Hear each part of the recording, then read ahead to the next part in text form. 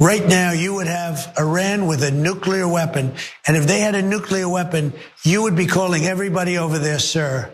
And you don't want to do that. Well, you keep saying was. Is this war over? I think it's close to over, yeah. I mean, I view it as very close to over. You know what? If I pulled up stakes right now, it would take them 20 years to rebuild that country. So is it over or not? Now, this was an interview that President Donald Trump had with Maria Bartiromo on Fox Business, and it made news yesterday. Every headline following the interview was that Trump declares the war is over. But is it? Is it over? And can you really trust anything that comes out of the president's mouth, given the fact that he goes back and forth within the same interview, the same hour, the same day? And in fact, on one hand, he's saying that the war is almost over. And then on the other hand, by discussing the damage the United States and Israel and its bombs have caused in Iran, well, he seems to be kind of setting a narrative for doing more damage. And the military buildup that we're currently seeing in the Middle East would prove that to be true.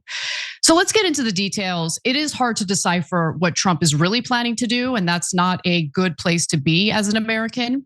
However, according to the Washington Post, the United States has sent thousands more troops to the Mideast in an attempt to enforce the so-called blockade of the Strait of Hormuz.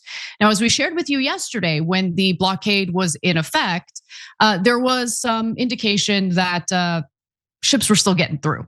Remember, I mentioned the Chinese vessel that was splishing and splashing through the Strait of Hormuz? Well, that did happen. And China did issue a pretty stern message to the United States. Effectively, we have made deals with Iran. It's none of your business. Stay out. All right. But is that still the case? Is the United States allowing Chinese ships to go through?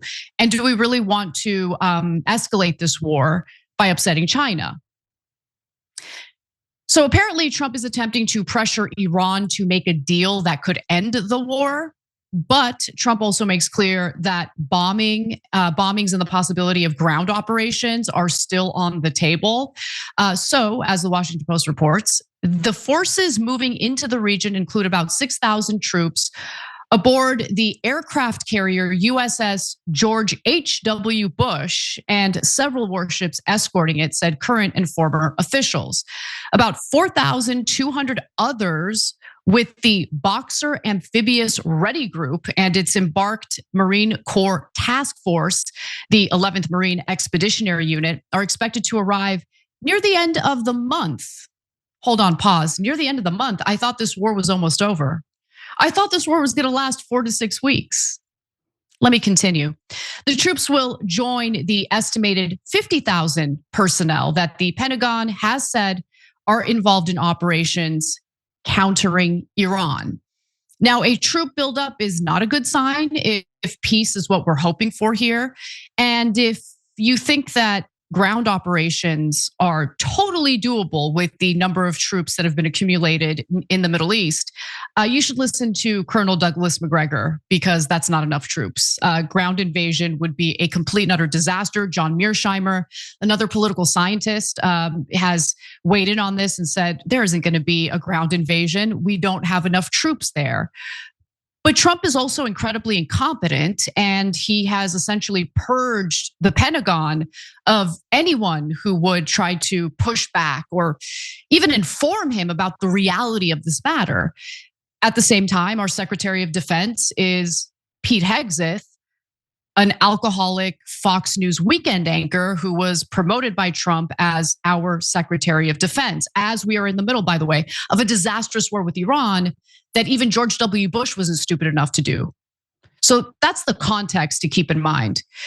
The arrival of the additional forces will provide commanders with 3 aircraft carriers in the region, each with dozens of fighter jets. The USS Abraham Lincoln has been in the Middle East since January. The USS George H.W. Bush is on its way to the Middle East. Okay, so look, it is obvious that Trump is sending additional military assets and troops to the region, possibly to attempt to take over the Strait of Hormuz. I don't know. possibly to attempt to go into Iran and retrieve the enriched uranium? I certainly hope not. Because let me tell you something, the Iranians are not dumb. So this idea that they have all this enriched uranium buried in one place is laughable. They're way smarter than that. And so do we have the appropriate intel? Do we have the, troops and military assets necessary to do that type of special mission? But more importantly, are we pretending like retrieving Iran's enriched uranium would end all of this? It's not going to end all of this. Israel wants regime change. The head of Mossad just came out and said, we demand regime change. You're not going to get it overnight, but we're going to get it. So as long as Israel's aggression continues, the United States is forced to be involved in a war that we have no business being involved in. That is the reality of the matter. Now, what Trump ends up doing with the accumulated military assets that he sent to the Middle East, I have no idea. And that is not a great place to be. So the double Hormuz Strait blockade that was implemented by Trump, right? You have the Iranians doing a semi-blockade. They're allowing their friends and allies to transport goods and oil through the strait. But for everyone else, there might be a toll, there might be a blockade. Trump comes in after the failed talks between JD Vance, Jared Kushner, Steve Witkoff, and the Iranians and says, you know what? I'm gonna do a blockade too. No more money for you, Iran, even though the United States, our treasury, lifted sanctions on Iran in the very beginning of this war in order to allow Iran to transport oil in order to keep oil prices somewhat under control. Now you're going to reverse that policy? What do you think that means for the price of oil? Something you were concerned about, which is why you lifted sanctions on Iran so they can transport their oil. Do you guys see how stupid this war is? This war is so stupid. So the double Hormuz blockade that Trump announced last Sunday seems to be enforced to some extent, with some ships turning around. I'll give you an example. In the opening 48 hours of the operation, 9 merchant vessels had been intercepted by US forces and all returned to Iran without incident. More than a dozen Navy warships are positioned in the Gulf of Oman and the Arabian Sea to enforce the blockade, confronting vessels as they exit the Strait of Hormuz. We'll be back with the news, but first, I wanted to tell you about something that's helped make my day a lot more efficient, and that's Cook Unity. Cook Unity has helped me stay balanced and nourished with my everyday meals, especially when I have so little time to cook. They're the first meal delivery service bringing you high quality, locally sourced meals from award-winning chefs right to your door. I just tried their spicy rigatoni alla vodka with crispy basil breadcrumbs.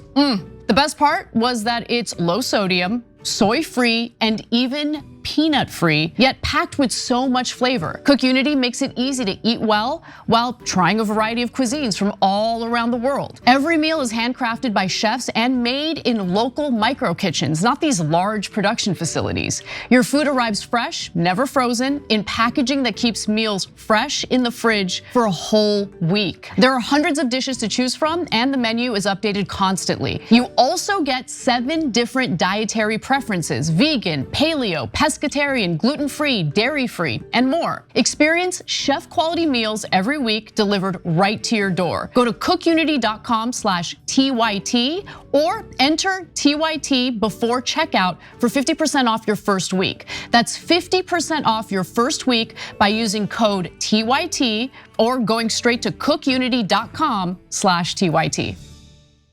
Now, the Iranians argue that this isn't the only way that we can transport our oil, so we're not tripping about this.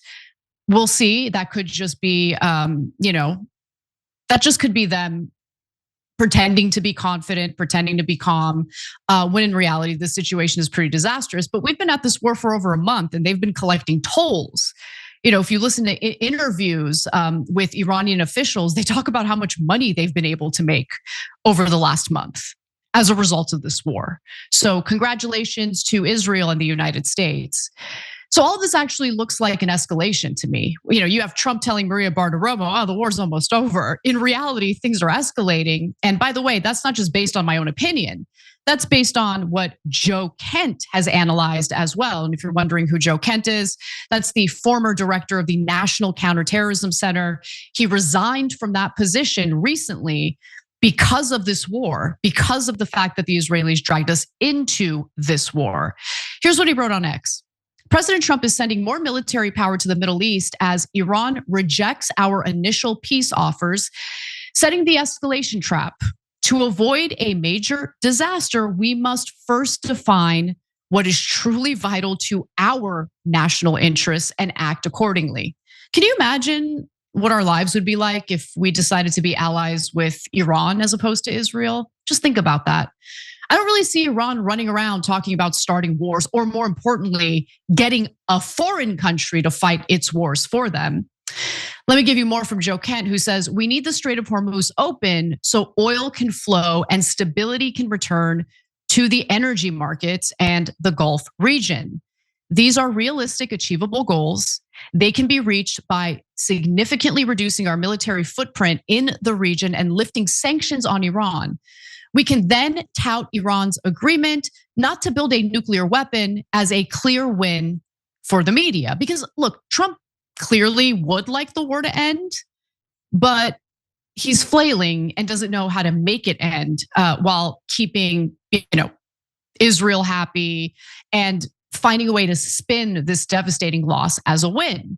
Now, if I were in his shoes, I would give Israel the double middle finger, tell them deuces, and I'm moving on. But Trump's not going to do that. So Israel is going to continue being a problem when it comes to de-escalation and ending this war. The other thing is, the only way that I can see a deal that would open the Strait of Hormuz is if you do it diplomatically. You'd have to pursue sincere diplomacy with the Iranians. And I don't think the Trump administration is willing to do that. In fact, that's what Joe Kent is alluding to in his X post.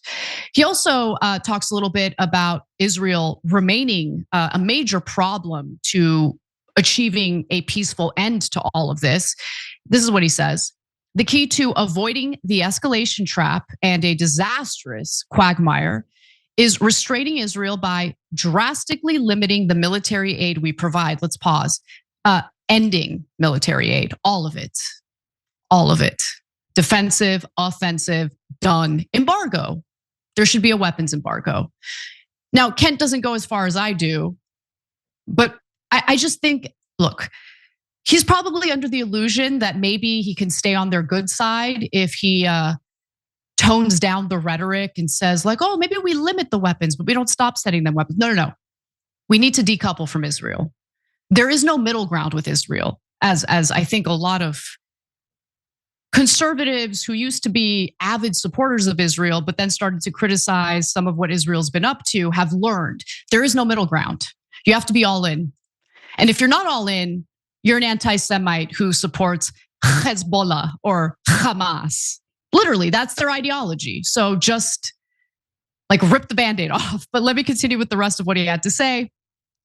"Israel cannot sustain this fight without us and will do everything they can to keep us engaged. We must pursue our own objectives, not theirs." Now, I certainly agree with that last part. But we have been pursuing their objectives to our detriment. This has been going on for a very, very long time, which is why Iran escalated threats to choke off international trade, with military commander Major General Ali Abdullahi saying Iran would block imports and exports from the Persian Gulf, Gulf of Oman, and Red Sea in response to this US blockade. So I think the big mistake that the Trump administration is making is that they seem to think Iran has no cards. Iran is not Ukraine. Iran has got cards, big cards, and they're not afraid to play them. Whether it's retaliating by attacking Gulf countries that allow the US to use its airspace to bomb Iran, whether it's cutting off other means of economic transit, right? they will do what it takes to retaliate. They're not the ones who spark it, right? They don't spark the escalation, but they do respond to escalation. And unfortunately, we have the type of president who seems to love to escalate and has this baby brain that's easy to manipulate by the likes of Mossad and the Israelis. It's pretty crazy. And so if that happens, all hell is going to break loose. Because look, Saudi Arabia has been harmed by this war to some extent, but they've still been able to transport oil through other avenues, right? Rather than having to rely solely on the Strait of Hormuz. They've also been able to charge more for oil as a result of our supply being limited from this war. But now, those avenues that Saudi Arabia is relying on, those will be closed too, if Iran chooses to retaliate in response to Trump's blockade. By the way, China also furious by this blockade since they turned to Iran for a huge portion of their energy needs. Now, Trump has suggested that there won't be an extension of the 2-week ceasefire because he expects talks with Iran to continue later this week. We'll see. There have been other reports that no, they are considering an extension of the ceasefire. We don't know. Trump doesn't know. He just kind of shoots from the hip and decides at any given minute how he's going to behave and what decisions he's going to make in response to this war. And Netanyahu is absolutely hellbent to keep the war going. So Joe Kent is right about that. He told the public that, in Hebrew, of course, that he rejects Trump's ceasefire. It's funny because whenever he's speaking in Hebrew, he tends to tell the truth. He tends to say things that counter our president, who he goaded into fighting Israel's war. But yeah, he's like, yeah, we reject the ceasefire. Of course you do. I mean, if Israel isn't warring, what is it doing? They're constantly at war. So there are some other things to worry about as well, because the Trump administration officials have discussed launching a special operation to extract Iran's enriched uranium, something I just touched on earlier. Terrible idea. Sending Marines to coastal areas and islands in an attempt to take over Karg Island. Okay, so you guys managed to take over Karg Island, then what? What happens after that?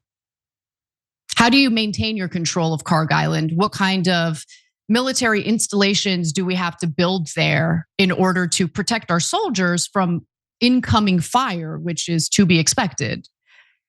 I mean, it's just not really well thought out. Every time you ring the bell below, an angel gets his wings. Totally not true, but it does keep you updated on our live shows.